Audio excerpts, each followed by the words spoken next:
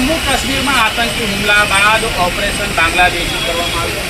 તમે જોઈ શકો છો સુરત શહેરમાંથી 132 જેટલા બાંગ્લાદેશીની અત્યારે ધરપકડ કરવામાં આવી છે, જેમાં 44 જેટલી મહિલાઓ છે અને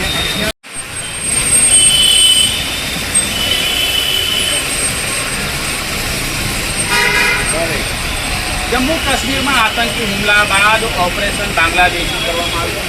તમે જોઈ શકો છો સુરત શહેરમાંથી 132 જેટલા બાંગ્લાદેશીની અત્યારે ધરપકડ કરવામાં આવી છે, જેમાં 44 જેટલી મહિલાઓ છે અને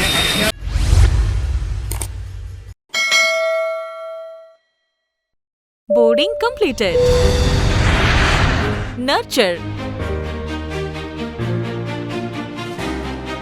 Discover.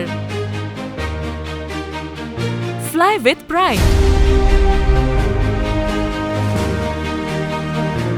TSG Gurukul, the ultimate home for your child.